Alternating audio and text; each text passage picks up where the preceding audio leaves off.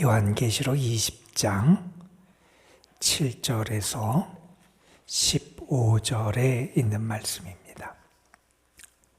요한계시록 20장 7절에서 15절에 있는 말씀,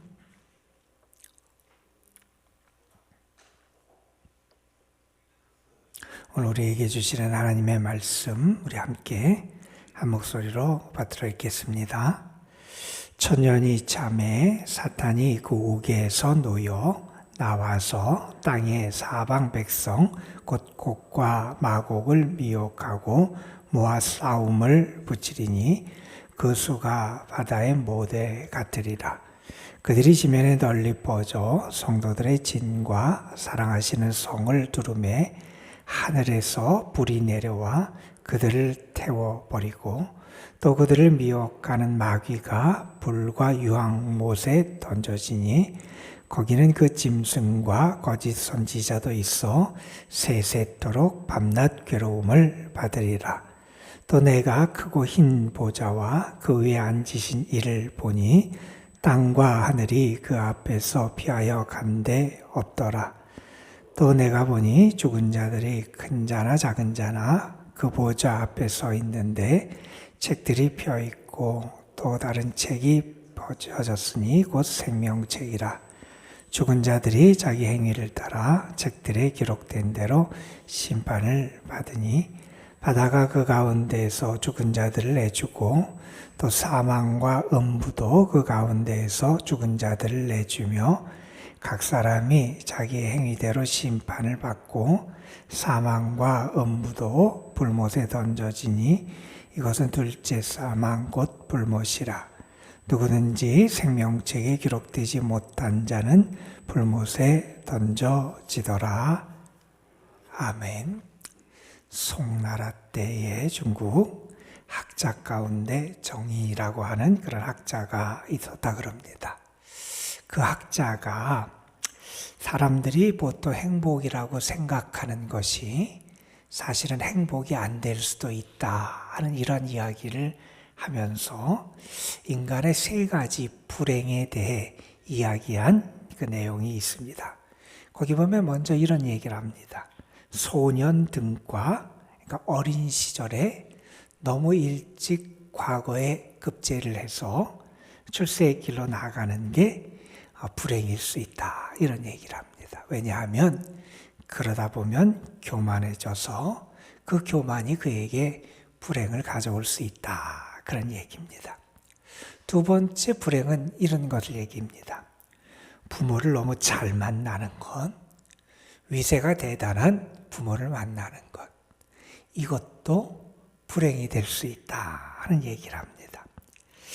부모를 너무 잘 만나서 처음 행복할 수 있지만 그런 부모만 믿고 노력을 게을리할 수 있기 때문에 결국 그의 삶에 불행이 찾아올 수 있다 이런 얘기를 합니다. 그리고 마지막 세 번째 불행으로 이러한 걸 언급합니다. 재주가 뛰어나고 문장력이 뛰어난 것, 그것도 그에게 불행일 수 있다. 내 재주가 좋다 보면, 내 능력이 뛰어나다 보면 사람들이 그걸 믿고 안일함에 빠지기 쉽고 그래서 결국 자기 삶에 불행을 겪을 수 있다 이런 얘기입니다. 보통 세상 사람들이 부러워하는 거고 그런 것이 있거나 가지면 행복할 거라고 여기는데 그게 오히려 그 사람을 불행하게 만들 수 있다 하는 그러한 이야기 있지요. 여러분, 우리가 요한계시록 말씀에 보면 이 세상에서 나름대로 인정받을 수 있는 편안한 길이 있었어요. 우상을 섬기고 짐승을 따르고 황제를 숭배하고 그래서 표를 받아서 매매 경제 활동을 하고 그 삶의 안전을 보장받을 수 있는 길이 있었어요. 그것이 있으면 유리하고 자기의 삶이 더 편안하고 윤택할 수 있었어요. 그게 좋은 길처럼 보여서 그런 삶을 따른 사람들이 많이 있었습니다. 그런데 그렇지 않은 사람들이 있었어요.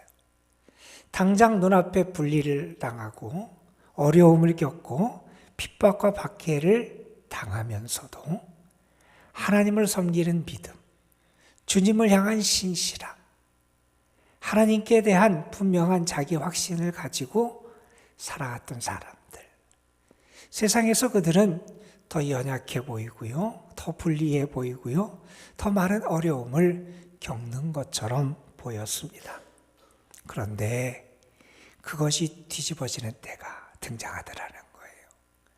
하나님이 심판하시고 하나님의 공의를 행하시고 하나님의 역사를 나타내시고 하나님의 다스림을 나타낼 때 세상에서 행복해 보이고 편안해 보이고 유리한 것 같던 사람들이 영원한 심판을 받게 되고 영원한 형벌을 받게 되고 오히려 세상에서 불리하고 박해를 받고 멸시를 당하는 것 같은 사람들이 주님에 의해서 인정을 받고 하나님 나라의 잔치에 참여하게 되고 기쁨과 감사함으로 흰옷을 입고 주의 구원을 찬양하며 노래하는 때가 오게 되더라 하는 겁니다.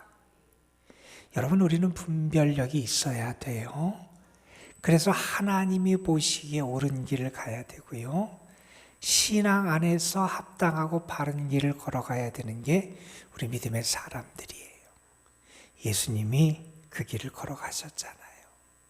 고난을 당하고 멸시를 당하고 죽임을 당하는 세상에서 보면 실패한 삶 같았습니다. 우리의 모든 죄를 담당하시면서 그 길을 주님이 걸어가세요. 그러나 우리는 바울의 말씀처럼 그 십자가의 도가 우리에게 구원이 되고 능력이 됨을 우리는 알잖아요. 뿐만 아니라 그것이 참된 승리의 길이고 하나님이 예수 그리스도를 부활시키셔서 그것이 옳고 하나님께서 기뻐하시는 길임을 우리에게 분명히 나타내 주셨잖아요. 저는 여러분이 마지막 때 하나님 앞에서 칭찬받는 알곡 같은 신앙인들이 되시기를 주님의 이름으로 축복합니다, 여러분. 요한계시록 20장은 마지막 악한 세력을 섬멸하는 그러한 장면을 우리에게 보여주는 말씀이에요.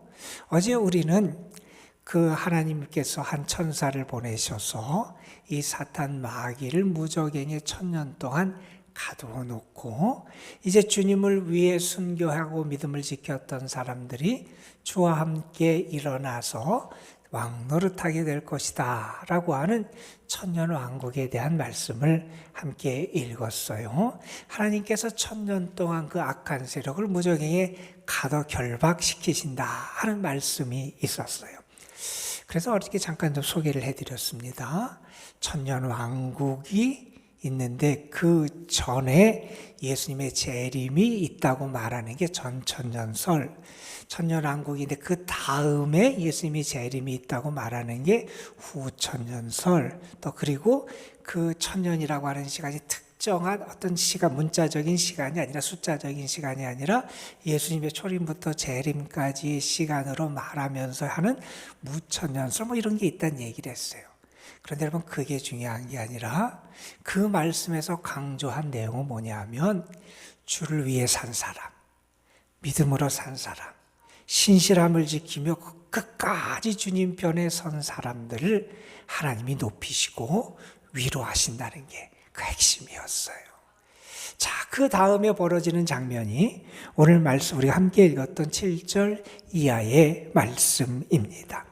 여기 보면 어떤 환상을 이제 요한이 보게 되냐 하면 마지막 그 사탄, 그 용이라고 하는 그 마귀로 등장하는 이 용이 마지막에 멸망당하는 그 모습을 먼저 우리에게 10절까지 보여줍니다.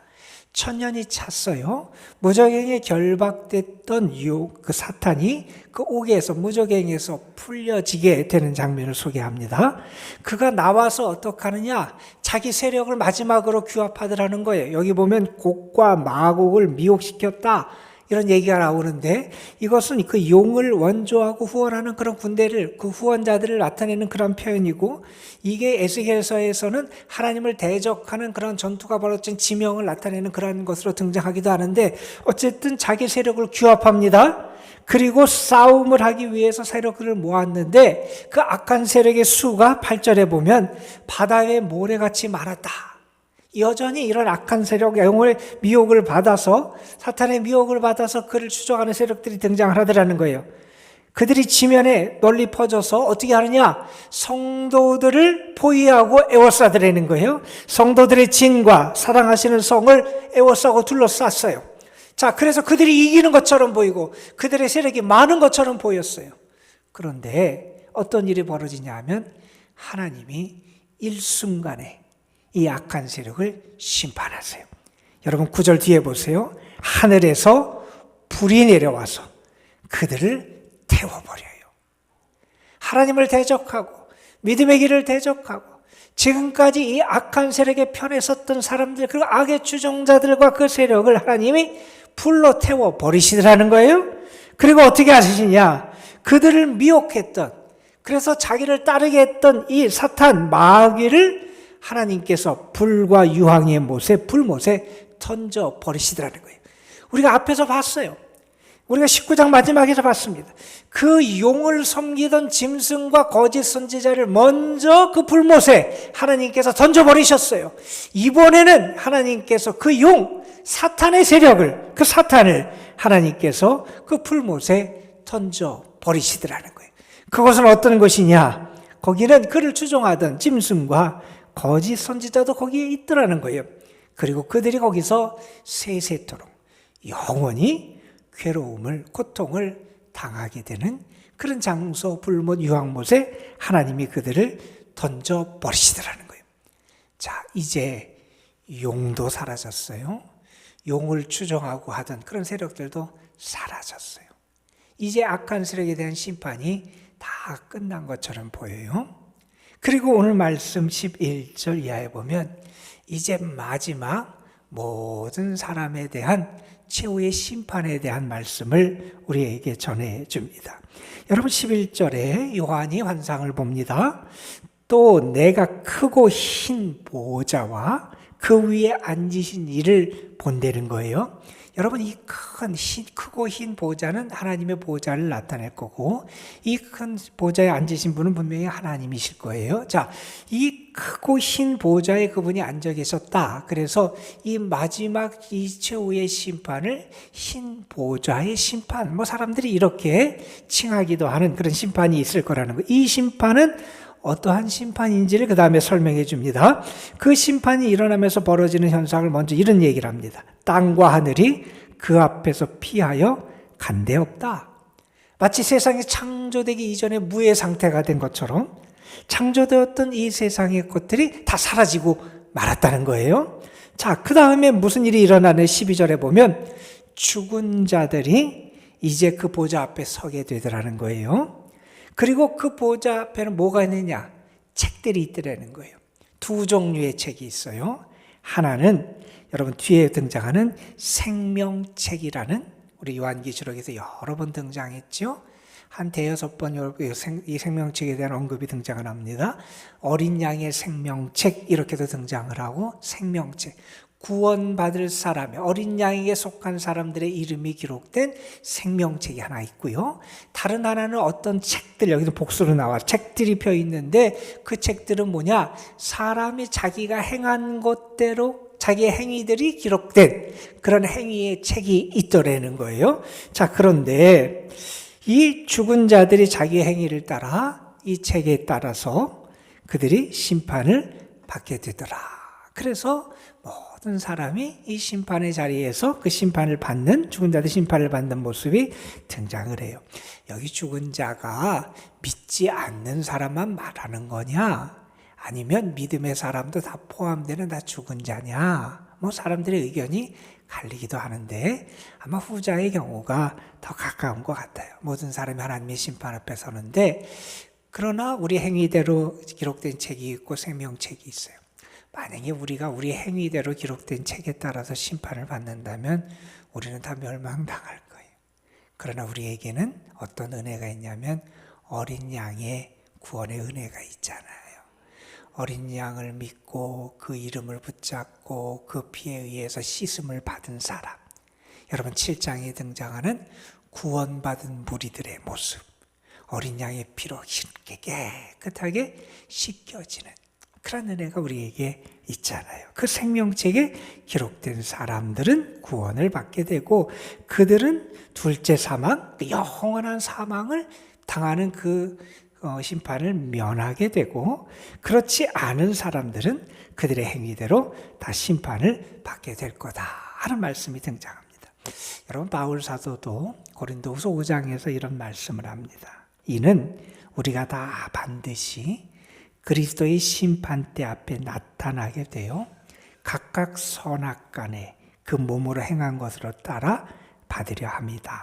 이런 말씀도 하셨고 예수님께서도 마태복음 16장에 보면 이런 말씀을 하십니다. 인자가 다시 오신다는 거예요. 인자가 아버지의 영광으로 그 천사들과 함께 오리니 그때에 각 사람이 행한 대로 갚으리라.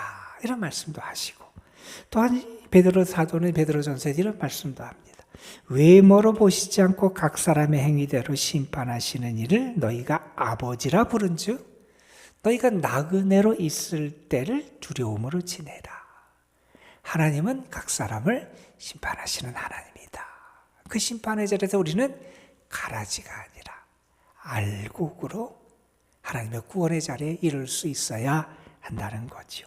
이러한 말씀들이 성취되는 심판이 있다는 거예요. 하나님의 공의에 그것이 나타나는 심판이 있게 된다 하는 말씀을 하게 됩니다.